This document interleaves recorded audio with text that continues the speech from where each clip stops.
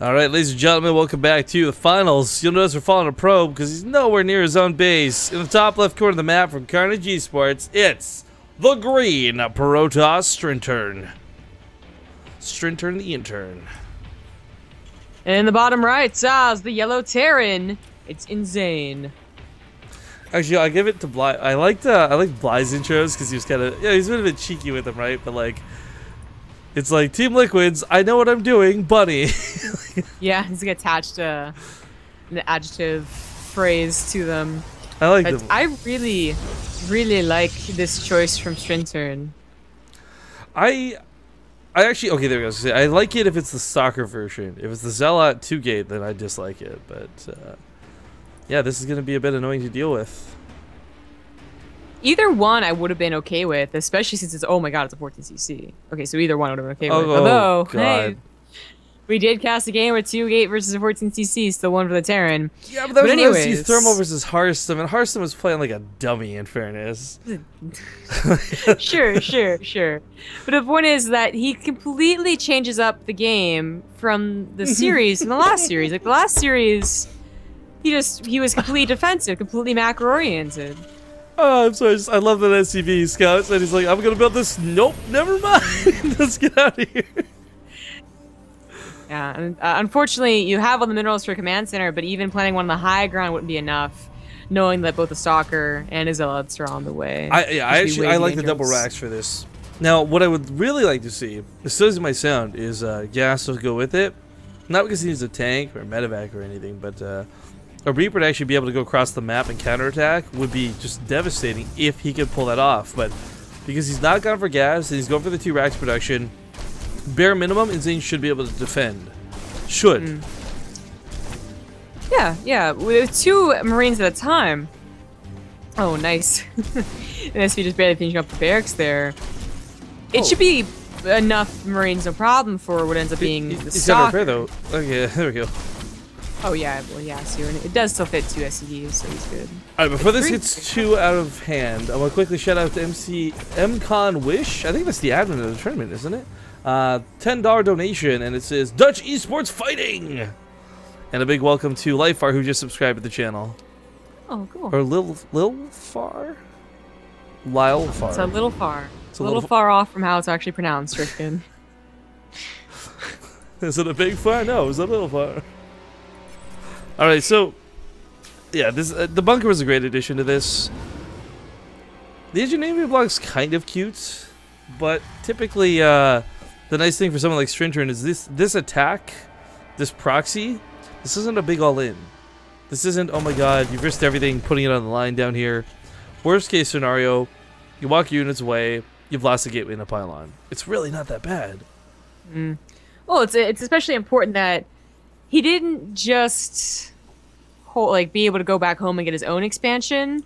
He also denied Inzane's expansion, because you can hold off an attack like this by going for a 1-racks expand in like a pretty perfect scenario, and then that's a big deal that your Nexus was so much later. Oh no, is he? Oh yes, he is. He's really Protossing it up. Oh, like, I hate him right now as a Protoss. No, as a Terran player, you hate him, is what you're saying. Well, yeah, as a Terran player, I hate it, because he's the type of Protoss that I hate for this series. But in regards to playing this out completely different than the last series, I think it's a great choice.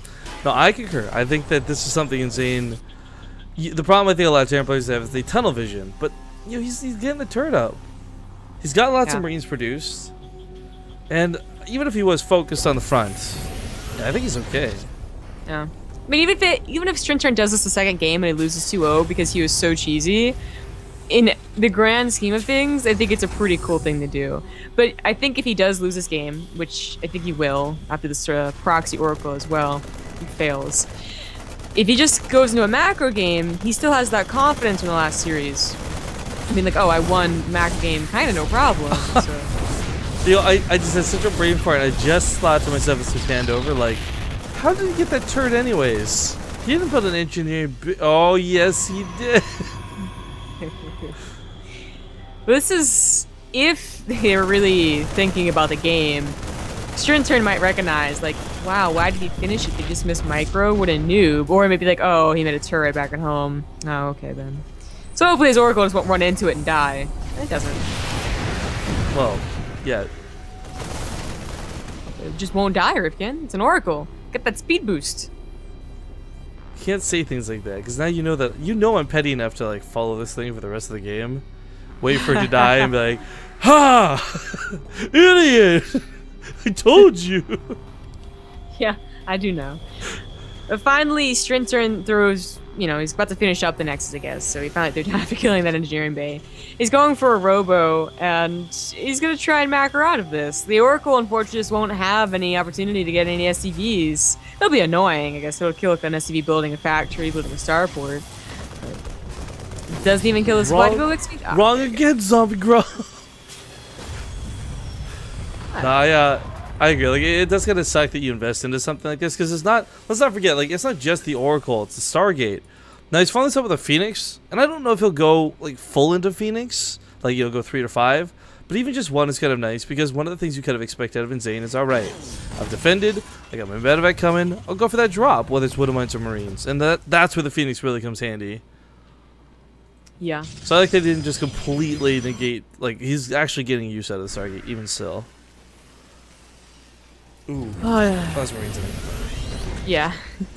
They're on patrol, so they're kind of hard to see with the yellow discs. Clearly they're only on patrol, so they can do the mining trick. It's like mules can mine better. Oh, yeah. Wow. It's a throwback. Actually, that is actually kind of a nice thing. It's such a minor detail. It's one extra trip, but still, it's nice. I guess for those who don't know, Tefl has a really good detailed video on it. I'm not going to go into it, but weirdly enough, Tefl, the Zerg player, made this really cool Terran tutorial video. Yeah. I guess you would just Google, like, Tefl mining trick, probably. That'd probably get you close enough. Start off things. Just to address some stuff on the stream, folks are saying they're seeing some lag. I've dropped 0 frames today, and I'm the first person to get upset about dropping frames. I'll get flustered myself trying to fix it for y'all, but so far so good. So if you guys are seeing some lag, I'm sorry to say it's probably on your end. Well, the Phoenix is going to be able to see the drop, but honestly, he won't be able to do too much about it, or won't see it at all. Oh, well. Wrong again. Oh, boy. See, that Oracle's one job, if it was going to do anything, it should have been to Revelation the units. I agree, yeah. Yeah. I mean, I guess he can bring a little bit of damage, or he's looking to use it as the Observer until Observers actually came out. Either way, wasn't really too useful. Oh, okay, save one of the Marines. Probably could have done more damage if he realized that he could, but thought a Colossus was going to join up soon. He just has to back away. I mean, as far as the game goes, everything looks pretty like, you know, like it was a normal game. He's still going Phoenix, by the way. Like, this is that's kind of cool, actually.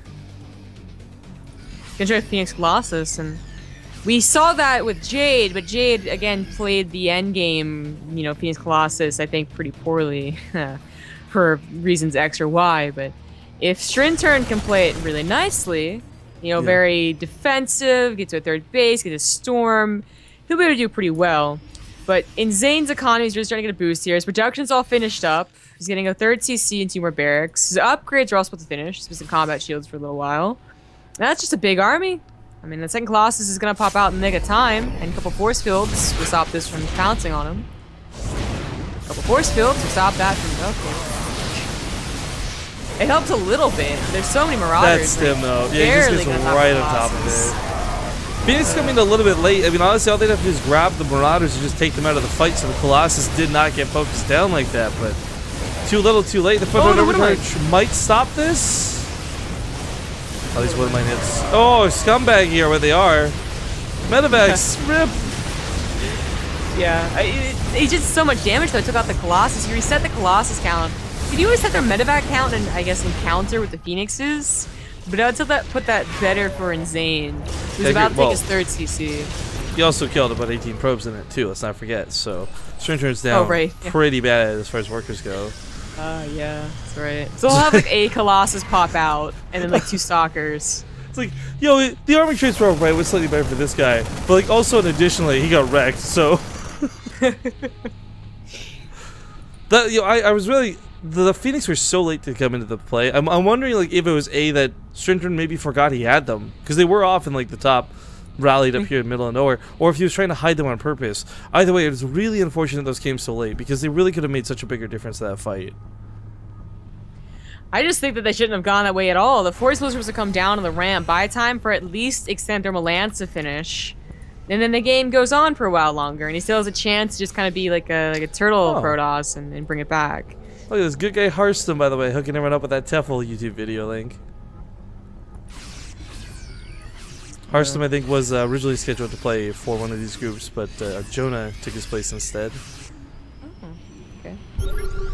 Well, the upgrades have finished up, and the Engineering Bay and Armory is a little late on the 2-2, but he's still in a very commanding lead here. The probes, I mean, they're getting back up to a decent enough count, but that's, that's money invested in the probe instead of more armies. So all Inzane has to do is wait for him to try and push out to take a third.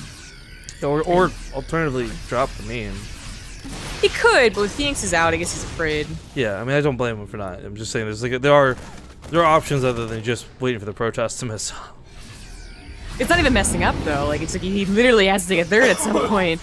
You just wait for him to do that, and you get a concave. It's pretty. He knows the Phoenix right there. They just killed the Marine. Why would he? Why do you think he's suicide? They'll never expect me to go where the Phoenix just were. To run into the Phoenix. They'll just be so surprised. Oh, and Zane thinks it's another all-in. I mean, he did just get all-in with Phoenix Colossus from Jade, so it's not a bad reaction. But in this case, it is. It's going to allow Strintern to actually get a third, which is something that I thought he was not allowed to do. The army should be dying right now as Zane's more aggressive.